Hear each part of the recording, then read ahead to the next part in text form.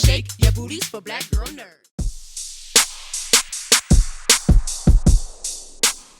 In season 1, there's a theme of buying the land and possibly selling the culture.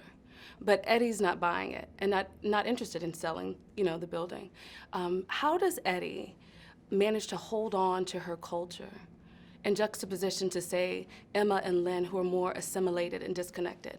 Well, I think Emma and Lyn represent like a bigger a picture of a lot of people in America, in the U.S., in different cities, and how they may maybe like, we're not gonna, I don't know about my culture, I don't know about my hometown, and sort of put that up. So it's everything that I think Eddy knows from growing up in the area of the East Side.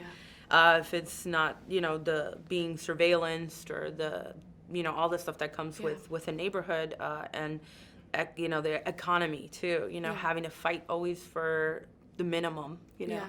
So that's something that they're used to. And I think all of that experience is the arson, the muscle for this challenge. Yeah. There's a legacy oftentimes in communities of color, especially amongst, descendants of migrants or immigrants, of erasure. Mm-hmm. And have you ever felt a time, this is for both of you, in your career or your lives where you had to hide your identity or your authentic self for the sake of fitting in and or career advancement? I mean, I think I can, my own experience, I'm an actual immigrant. Like I immigrated here from Mexico, and I think that because I don't fit the characterization of like a Latin person as far as like very clear distinctive features and darker skin and stuff like that, I don't speak with an accent. I think people have learned to erase their ability to understand that I could also be Latin and very Latin. Yes. And that that I know that in some ways that it's affected my career as far as people being more accepting of seeing me on screen and not having to play me as like the Latin character. Yeah.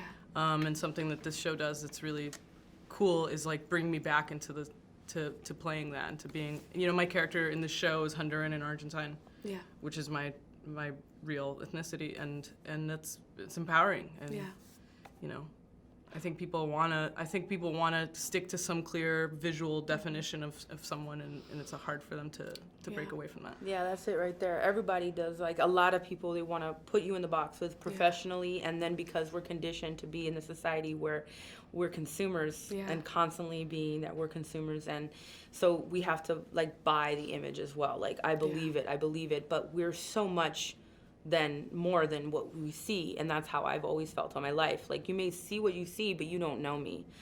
And the more I've evolved as my identity, the more I'm more comfortable, the more I'm confident. It comes with my career too. Like the more I'm able to tell my personal story, which was my solo work before getting into TV, the more that I could connect with people. They could see me for who I am and get past all the the perceptions and, oh, you're not this enough, you're not that enough, you're seeing me. And also in TV, Vida does that. It also brings up the Nico character, like you said, not like what, you're like, what are you Mexican? Yeah, are you even are Emma you says, well, if you're not Mexican, then what are you? Even her perception is like, you're either that or nothing. What was it like working on such an inclusive set? Like a dream come true. I'm telling you, the kind of work that comes from as the actor, and I could say like everybody working on the set, I'm sure, but as the actor going on a set and saying you have to perform this very emotionally heavy scene, like having that atmosphere is a gift. It's part of the prerequisite of like having a great performance, even though you don't always get that on set. And so I'm so grateful that I don't have to pump myself up to have that in my mind, but actually have it as a vibe around.